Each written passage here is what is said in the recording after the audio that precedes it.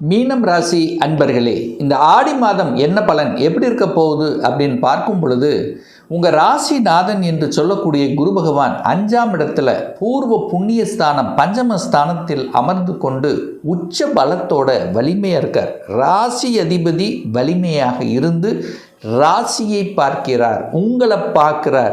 அப்போ எந்தெல்லாம் கெடுதல்கள் ஒரு மனக்குழப்பத்தில் இருந்து கொண்டிருந்தீர்களோ அதுக்கெல்லாம் ஒரு விடை கிடைக்கும், ஒரு சொல்யூஷன் கிடைக்கக்கூடிய ஒரு மாதமாக இருக்கும்.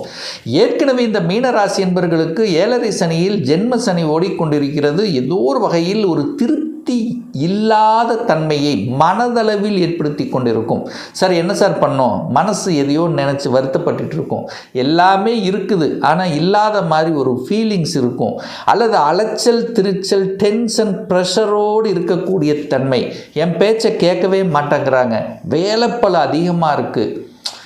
இப்போது இந்த மாதிரி எதையாவது மனம் எதையா நினைத்து கொண்டு வருத்தப்பட்டு கொண்டிருந்த மீனத்துக்கு இப்போ சமப்படுத்தக்கூடிய தன்மை. பார்த்துக்கலாம், என்ன ஆக போகுது, ஒன்றும் இல்லை அப்போது அப்படிங்கிற ஒரு தன்னம்பிக்கை உணர்வை கொடுக்கக்கூடிய ஒரு காலகட்டம்.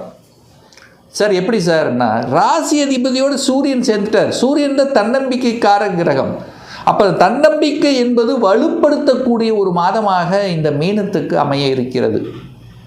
அதுவும் குறிப்பாக மீனராசி என்பர்கள் எல்லாருக்குமே ஒரு பிரச்சனை இருக்குன்னா கண்டிப்பாக இல்லை, ஆனால் மனதளவில் ஏதாவது ஒன்று நினச்சி வருத்தப்பட்டிருப்பீங்க. சார் யாருக்கு சார் அதிகமாக பாதிப்பு இருக்கும் அப்படின்னா, கண்டிப்பாக சனி, அதாவது சனி புத்தி, அந்த சனியினுடைய சாராம்சத்தில் இருக்கக்கூடியவர்களுக்கெல்லாம் கண்டிப்பாக ஒரு விரயத்தை ஏற்படுத்தும், அல்லது ஏதாவது நினச்சி வருத்தப்பட்டிருப்பாங்க.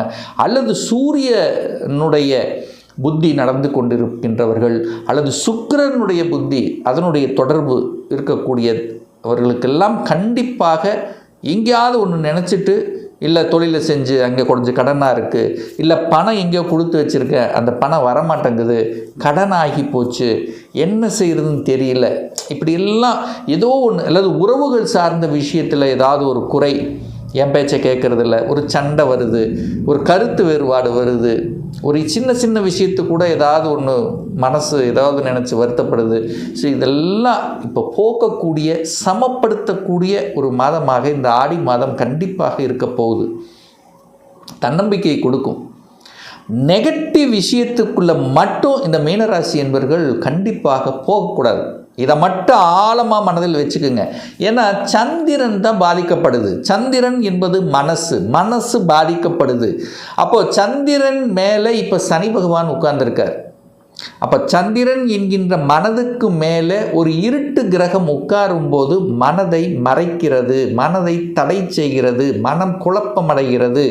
ஸோ இந்த மாதிரி இருக்கக்கூடியவர்களுக்கெல்லாம் இப்போ சமப்படுத்தப்படுகிறது அப்படின்னு சொல்கிறேன். இப்போ நான் ஒரு சொந்த தொழில் செய்கிறேன், பெரிய இன்வெஸ்ட் பண்ணுறேன், யோசிக்கணும் இந்த கும்பராசி அன்பர்கள். யாருக்காவது பணத்தை கொடுக்குறேன், ஒரு மாதத்தில் ரிட்டர்ன் பண்ணிடுறோம் அப்படின்னு கொடுத்தா கூட கண்டிப்பாக நீங்கள் அதை செய்யக்கூடாது. ஏன்னா அது ஒரு மாதத்தில் திரும்பி வராது.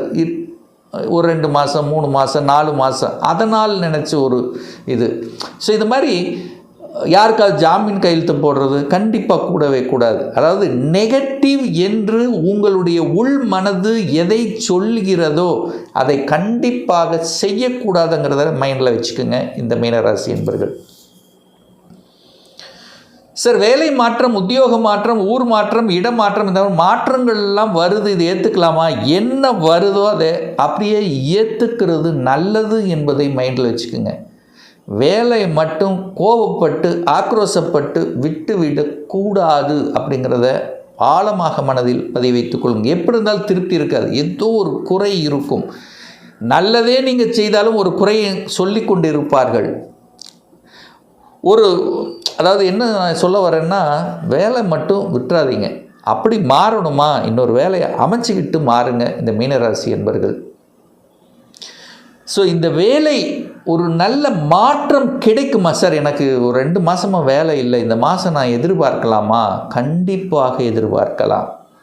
உங்கள் முயற்சியால் வெற்றி, அவ்வளோதான். தன்னம்பிக்கையால் வெற்றி. உங்கள் ராசிநாதனோட சூரியன் சேர்ந்துட்டார், தன்னம்பிக்கை காரகிரகம் சேர்ந்து விட்டது. அப்போது குரு சூரியன் இணைந்திருக்கிறது. பெரிய மனிதர்களின் துணையோட நல்லவர்களின் ஒரு அனுகிரகத்தோட, உங்களுடைய இஷ்ட தெய்வத்தின் அனுகிரகத்தோட ஒரு நல்ல விஷயம் நடக்க காத்து கொண்டிருக்கிறது. அதாவது மாற்றங்கள். வேலை இல்லாதவர்களுக்கு வேலை கிடைக்கும். சார் எப்படி சார் வேலை கிடைக்கும்னு சொல்கிறீங்க? 10க்குரியவன், தொழில் ஸ்தானத்தின் அதிபதியாக இருக்கக்கூடிய குரு பகவான் உச்சமாக உட்கார்ந்துருக்கார். உங்களுக்கு ஒரு வேலை கொடுத்தே ஆகணும். ஆனால் வேலையில் அழுத்தம், ப்ரெஷர் இருக்குமா? இருக்கும். உங்களுக்கு பிடிக்குமா பிடிக்காது, அது ரெண்டாவது விஷயம். வேலை உண்டு, உங்கள் முயற்சியால் வேலை உண்டு. ஏன்னா 5ஆம் இடத்தில் இருக்கக்கூடிய குரு பகவான் 11ஆம் இடத்தை பார்க்குறார். 11ஆம் இடம் என்பது லாபஸ்தானம். அந்த லாபஸ்தானத்தை பார்க்கின்ற காரணத்தால் கண்டிப்பாக வேலை உண்டு. இந்த மாதம் வேலை இல்லாதவர்களுக்கு வேலை உண்டு. சார் நான் நல்லதாக இருக்கேன், நல்ல வேலையில் இருக்கேன், எனக்கு எந்த பிரச்சனையும் இல்லை, நான் மீனராசி என்பர்கள் தானா? இப்போ சனி வக்ரமாகிறார், ஒரு இடைஞ்சல் கொடுப்பதற்கு ரெடியாக இருக்குது. அப்போது கரெக்டான பாத்தில் அவசரப்படாமல் அது கரெக்டாக டீல் பண்ணிட்டு போகணுங்கிறத ஞாபகத்தில் வச்சுக்கோங்க. சார் குழந்தைகள் நலன் எப்படி இருக்கும்? குழந்தை பாக்கியம் கிடைக்குமா இந்த காலகட்டம்? குரு, குழந்தை காரக கிரகம் குரு, அவர் உச்சமாக இருக்கார். உங்களை பார்க்கிறார், சனி பகவானை பார்க்கிறார், லாபஸ்தான அதிபதியை பார்க்கிறார். அப்போ நல்லது நடக்க காத்து கொண்டு இருக்குன்னு அர்த்தம். அப்போ இந்த குரு பகவான் அங்கே ஒரு வருஷம் இருக்க போகிறார். குழந்தை பாக்கியம் இல்லாத தம்பதிகளுக்கு குழந்தை பாக்கியத்தை கொடுக்கக்கூடிய தன்மை அந்த பிரபஞ்சம் உங்களுக்கு கொடுக்க தயாராக இருக்கிறது அப்படின்னு அர்த்தம். 7ஆம் இடம் என்பது திருமண ஸ்தானத்தின் இடம். அந்த திருமண இடம்ங்கிறது தான் 7ஆம் இடம். அந்த 7ஆம் இடத்துல இப்போ சுக்கிரன் வந்து அமரப் போகிறார். சுக்கிரன் அங்கே நீச்சமாக போகிறார். சுக்கிரன் நீச்சமாகுது. கலத்திர காரகிரகம் நீச்சமாக இருக்கிறது. 8ஆம் அதிபதியாக சுக்கிரன் வருகிறார். அந்த சுக்கிரன் நீச்சமாகுது. அப்போ என்ன அர்த்தம்னா, கணவனாக இருந்தாலும் மனைவியாக இருந்தாலும் கொஞ்சம் அனுசரித்து போகணும் அப்படிங்கிறத மைண்டில் வச்சுக்கோங்க. 3ஆம் நபர்களின் குறுக்கீடு உங்கள் குடும்பத்துக்கு வராமல் பார்க்கணும் என்பதையும் ஞாபகத்தில் வச்சுக்கோங்க. ஏன்னா நீச்சமாகிறார். 7ஆம் கலத்திரக்காரகம் நீச்சமாகும்போது ஒரு குறை ஏற்படுத்தக்கூடிய தன்மையை கொடுத்து விடும்.